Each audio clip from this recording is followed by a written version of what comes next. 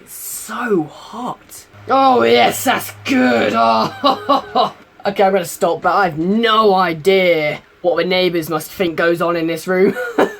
Like, my window's open most of the time. I have no idea what they think. Like, they must think, oh, all sorts of weird stuff happens in this room. But then again, it's talking to a camera, like, alone in a room, a bit weird. But anyway, I'll go and talk about what I'm actually going to talk about this time. Okay, so I heard some of it was like International Gamers Day or like International Game Appreciation Day or something like that. So whether it is or not, I think it was a good idea to discuss something like this. Just before I do get onto it though, instead of just me talking in front of the camera this time, I'm going to put some Battlefield 1 gameplay in the background because I have loads of it and I need to, you know, get rid of it somehow. So I'm just going to put some in the background for you guys to watch in case I get boring, which happens all the time.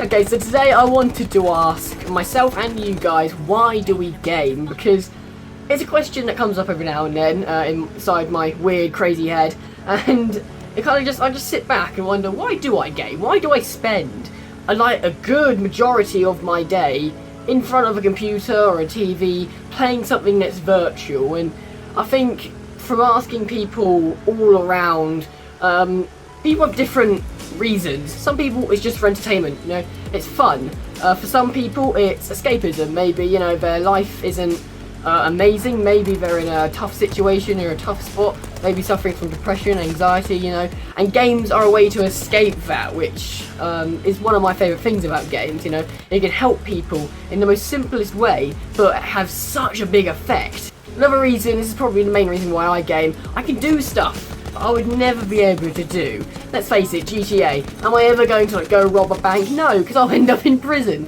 So GTA, I can be a rebel in any game I want. Payday, you know. Why would I ever go do that in real life? I'd never do anything like that in real life. But in Payday, I can be an absolute rebel fam and go rob a bank, you know. Same in GTA, I can go carjack someone. I can fly a helicopter and jump out, and you know, it's crazy the amount of things you can do in games. If there's a VR game now that you can climb Everest, I've always wanted to climb Everest, but let's face it, I'm probably never going to be able to climb Everest, you know. So few people have that opportunity, and it's such a danger, that expedition, that sitting in a room and playing VR, where it isn't exactly the same, it's close, you know.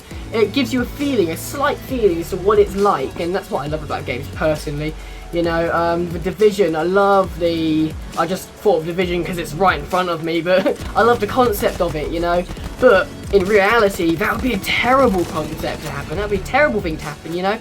Half the city's dead, people are in poverty, you know, and the military have failed, and this elite team are going in to just save humanity. I mean, in real life, that wouldn't be very appealing, but in a game, it's awesome. You can be the badass to run around, you know. So that's personally why I game. But why do you game? Even if you don't game, why do you watch movies, you know? Why do you listen to music? Anything like this that's media related is a way to kind of take you away from reality, and I think everyone needs that sometime. Some more than others. Me, my life's pretty okay. I mean, it's nothing special, but I'm happy, you know. I have a good family, and I'm not living in poverty or anything. I'm extremely lucky to be where I am. Even though people are in better positions, I'm not in the worst position I could be, you know. I'm grateful for that. So for me, I don't need to escape reality all the time, although in my town there's literally nothing for a teenager to do, literally nothing. Like, most of my town are elderly, so what am I going to do? So, like, going outside, where I do love going outside, and I do go outside quite often, sometimes it's not so appealing, you know. There's nothing really to do. I have to make my own entertainment outside. In games I can make my own entertainment, but more awesome.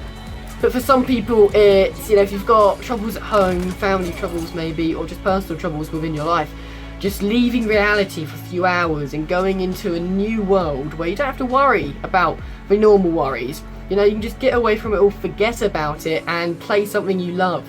Or whether it be, you know, an action, whether it be like a really therapeutic and soft game, anything like that, anything you like, just draws you away from reality, and that's why games are so helpful. A lot of people have a very bad stereotypical view on games, and it is they're all violent, they're going to turn people into murderers, you know, they're going to turn people to crime, which in a sense, I could talk about that. That's a whole other topic, but I could talk about that for hours on end. But I'm only going to touch on it this time. I personally think games don't turn people into criminals.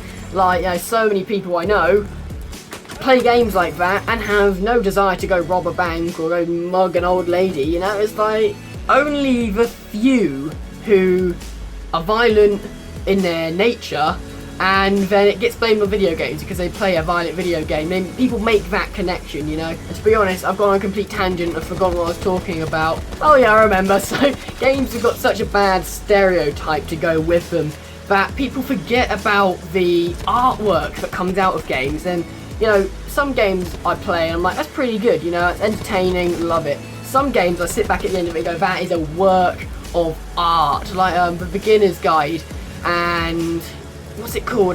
Fat Dragon Cancer or something like that. Very emotional games, and they really get your heart going. And they're just a work of art. They tell a narrative story perfectly, and it's less you walking around shooting things up.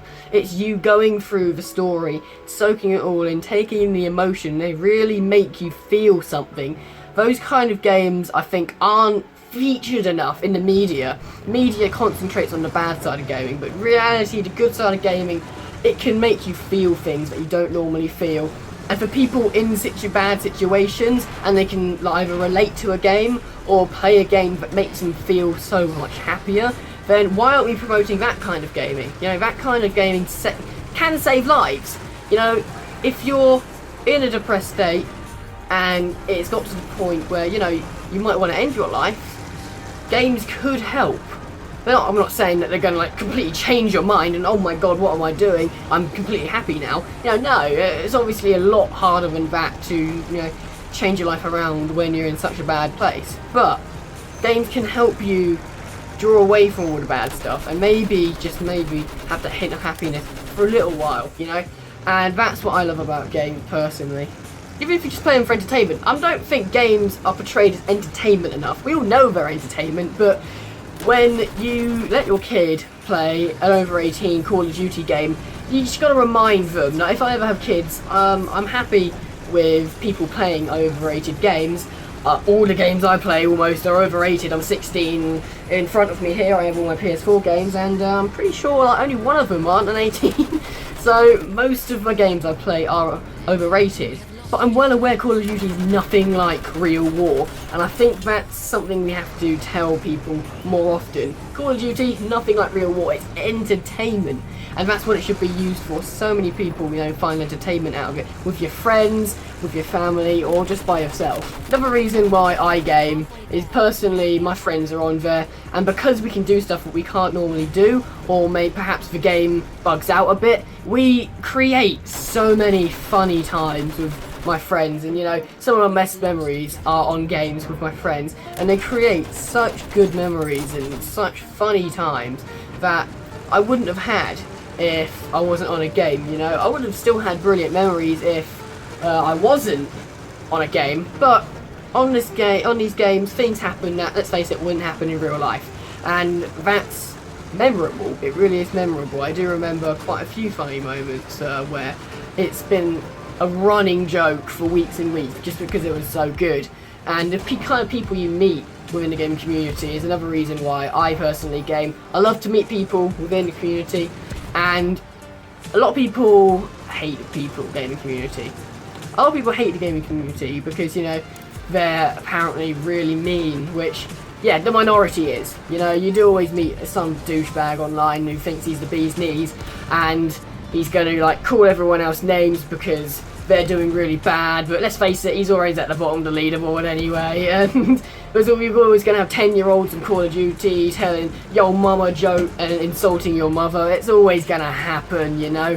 But 90% of the gaming community are brilliant people looking for brilliant times, and those people I love to meet. I think some people also play games for confidence boosts, and I don't mean that in like a stage kind of way. Like if you're trying to go over stage fright, obviously gaming is going to help. But if you've got social anxiety, I know a friend who's got social anxiety, but he's absolutely fine when playing games. He can talk to anyone. you know, and he's absolutely normal. I think if I had advice for people with social anxiety, not that I'm an expert, alright, I'm not saying I'm a therapist and everyone should listen to me, but if you've got social anxiety and you want to maybe make that better, maybe try talking to people online, because if you're talking to people online, there's a screen in between you and distance in between you. So, you know, if you say something bad in front of these people, it's fine. You never need to talk to them again, you know? And it's a lot less daunting, I think, talking to someone online than it is speaking to someone in real life. So I think games really do help people in the sense that you can talk to people online, you know, and get to know people. One, that's friendships you would have never made. Two of my good friends online, probably watching now, hi. Two of my good friends online are from the other side of the country. They're a good, well, not quite the other side of the country, but they're a good 3 to 4 hours away, and I would have never met them if not for online, you know? I've got people in other countries that I know from online, and again, I would have never met them if I was online. So it opens up so many new communities, which is brilliant. But as I said, I don't think I'm quite finished on the social anxiety kind of thing. You can meet new people and you can talk to them, and I don't think it's as daunting. I don't know, I don't have social anxiety, so I wouldn't know, okay? Oh, don't shoot the messenger. But if I had any advice for someone, I would say at least try it, you know, because I think that would help a lot. So these are just some things that I love about gaming, and that's why I game. But why do you game? And also, what's your favourite game? My favourite game? Got it here. Recently got the remastered edition. Oh, The Last of Us. Hang on, I've got the original edition here. Oh, I love The Last of Us so much. It's just so good. I love it, absolutely love it to death. And, well, I'm going to be playing this on the channel very soon. Hopefully other people like it. But I played The Last of Us when it first came out, and I've played it about 5-6 times through. I don't normally replay games, but oh my god, is that a good game. So that's my favourite game. What's your favourite game, and why do you game? That's what I want to know. If you don't game as much, why do you watch games, or why do you watch movies? Why do you play movies? Why not? Why do you play movies? It'll be something really interesting to know about you guys, and gets the community talking about things, you know. I'll be in the comments down below as well, discussing with you guys, so let's have a discussion, you know. Why do we play games, and what's your favourite game? Love to know. And I'm not sure if this is really International Gamers Day or International Game Appreciation Day, but if it isn't, let's make it. Let's make an international, or a worldwide, Game Appreciation Day, because games need to be appreciated a lot more than they are. So that's about it for this video. Thank you very much for watching. I would like to do more of these, just, you know, kind of talking with some gameplay in the background, asking you guys some questions as well, getting you involved. I'd love to do that, really connect with the community a lot more, no matter how small or big it will ever be, you know. I want to ground myself and keep talking to you guys, because that's the only reason I do it, really, is to entertain people, get feedback, and that's why I love it so much. So thank you very much for watching. If you enjoyed, be sure to like, share, and subscribe. It has you a bunch. And remember that question, why do you game? And what is your favourite game? So thank you very much. Until next time, I shall say, good. What I'm going to be doing, guys, I'm going to be going from left to right, and I'm going to get thing. How much VR, you want this in your settings as well. Let's pick out my weapon.